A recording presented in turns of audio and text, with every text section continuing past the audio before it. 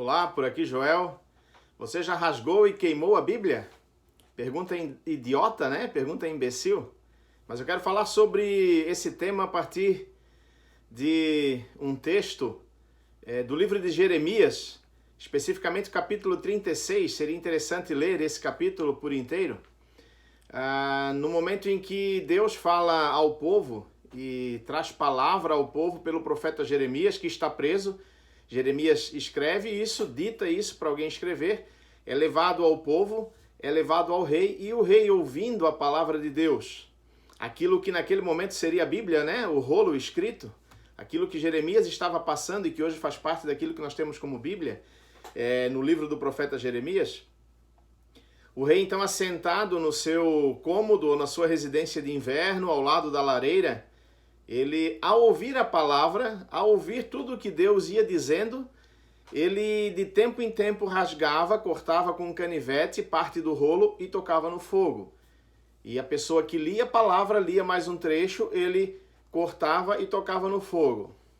Na verdade, ele só materializou aquilo que o povo já fazia por longa data. O povo era rebelde, o povo andava longe do Senhor. Eles tentavam, naquele momento, também uma aliança com o Egito, por conta da invasão de Nabucodonosor a Jerusalém, mas Deus já havia dito para que não voltassem o caminho do Egito, quando tirou o povo do Egito. Então já havia uma palavra dada sobre isso, e eles buscavam aliança e buscavam segurança em alguém que não podia lhes dar segurança, porque o Deus de Israel era a sua segurança. Mas eles haviam abandonado a sua segurança e buscado viver em conformidade com os acordos e com a cultura daquela época, abandonando Deus. E aí existe uma sorte de coisas ali realizadas, de abominações ao Senhor.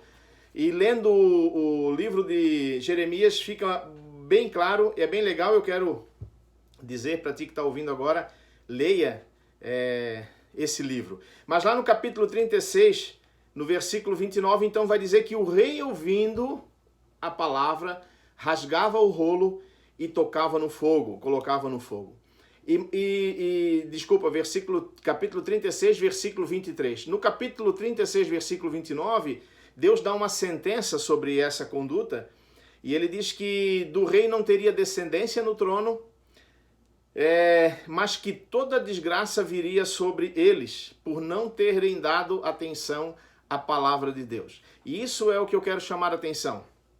Porque quando se queima a palavra, quando se rasga e queima a palavra de Deus, quando aquilo que está escrito não é levado em consideração, e a gente vê ao longo dos anos que sempre que aquilo que Deus fala não é levado em consideração, vem sempre de novo algo, um acontecimento, acontece algo extraordinário, na verdade é algo duro e triste, mas que é extraordinário porque é algo que o próprio Deus realiza.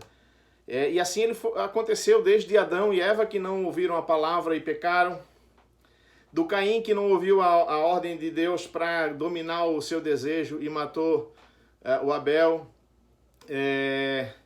do pessoal que vivia na época de Noé e não deu atenção a Deus e veio o dilúvio e os matou, Sodoma e Gomorra, que foi destruída porque não foram encontrados lá nem 10 justos e essa cidade foi destruída. E assim por diante, o próprio rei Herodes, que morreu comido de bichos porque não deu glória a Deus, mas também porque ele não se deixou influenciar pela palavra de Deus a partir do João, que pregava para ele que ele andava em pecado, isso já na época de Jesus no mundo.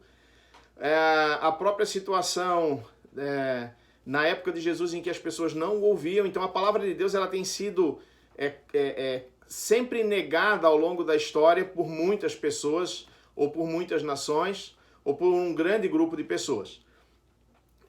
A propósito disso, a questão é se ela é negada na igreja ou por aqueles que se dizem cristãos. Nós vemos muita gente se dizendo cristão, mas que caminham para o contrário daquilo que a Bíblia ensina. Então, a Bíblia é palavra de Deus, e a palavra de Deus ela precisa ser observada em todo o seu contexto. O caso aqui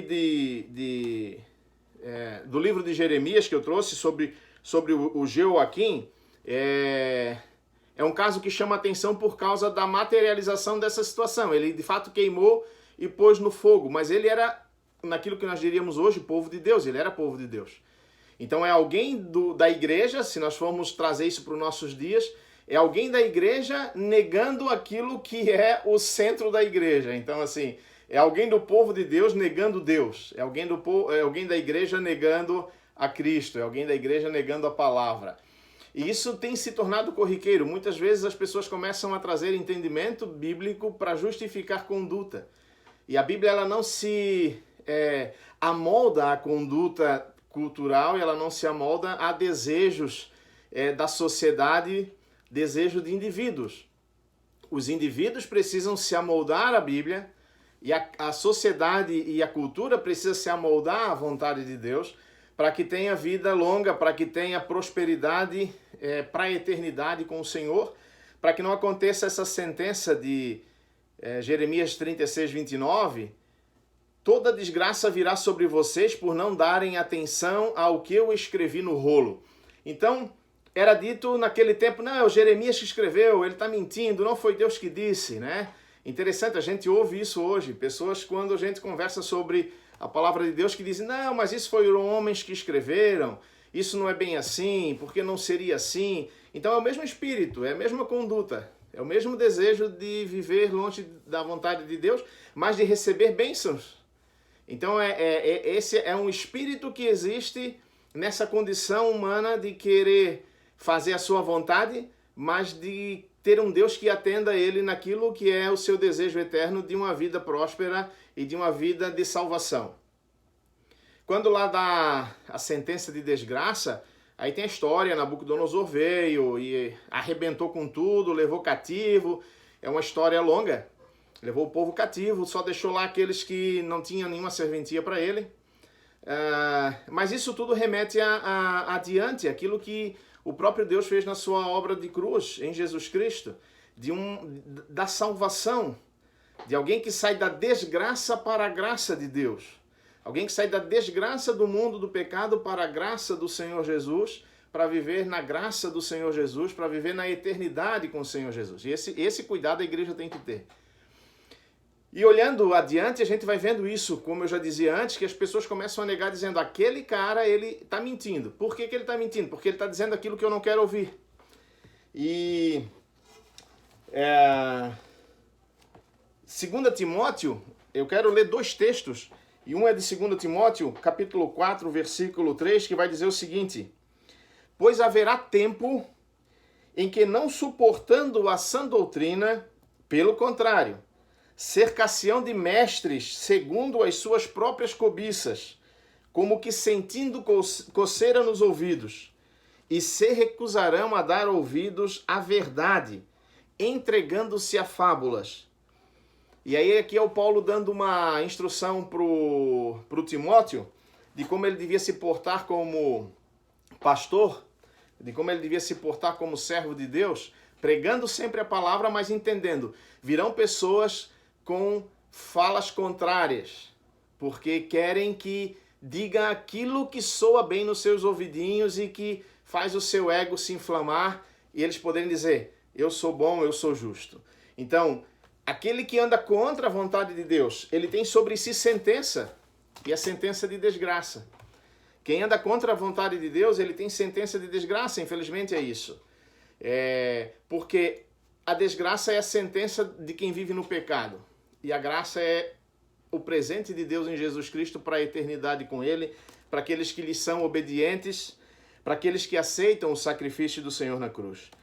E lá em 2 Pedro, o Pedro escreve o seguinte, a segunda carta de Pedro, capítulo 2, versículo 1. Na verdade, também eu quero sugerir, leiam um livro, essa segunda carta de Pedro, ela é pequena, mas o capítulo 2, ele é um capítulo muito forte sobre essa questão. Mas o versículo 1 vai dizer o seguinte, assim como no meio do povo surgiram falsos profetas, assim também haverá entre vós falsos mestres, os quais introduzirão dissimuladamente heresias destruidoras, até o ponto de renegarem o soberano Senhor que os resgatou, trazendo sobre si mesmo repentina destruição. Então, de novo olhando para a igreja, Joaquim, rei, era alguém do povo. olhando hoje para a igreja, quando se introduzem falsas doutrinas, falsos profetas, falsos ensinos, quando se introduzem as heresias, para que a gente esteja ligados à palavra de Deus para não sermos enganados, porque a sentença ainda continua. Virá sobre estes repentina destruição. E essa repentina destruição é justa, claro, mas ela é fundamentada, a palavra é essa repentina destruição ela é fundamentada em tudo aquilo que a própria palavra de Deus já traz, e nos evangelhos vem, algumas cartas vem, no Apocalipse vem, que o Senhor virá para tomar o que é seu, e que todos aqueles que não são seus serão destruídos. Então, a minha recomendação, a partir desse vídeo, é que você tome cuidado quando você deu a resposta, não, eu nunca rasguei nem queimei a Bíblia, e eu não estava fazendo a pergunta sobre o livro, assim como o Joaquim materializou queimando o livro, mas sobre quando eu rasgo e queimo a Bíblia, negando aquilo que é central no Evangelho, negando a palavra de Deus, negando as orientações para uma vida correta na presença dele, e querendo que aquilo que seja dito seja aquilo que justifica o meu erro, o meu pecado. Se eu tenho pecado, arrepender-se e confessar na presença do Senhor. Ele é fiel e justo, ele perdoa, ele limpa, e ele pode me colocar dessa realidade de desgraça do pecado para a sua graça salvadora em Jesus Cristo, na obra redentora de cruz. Fica na paz do Senhor Jesus.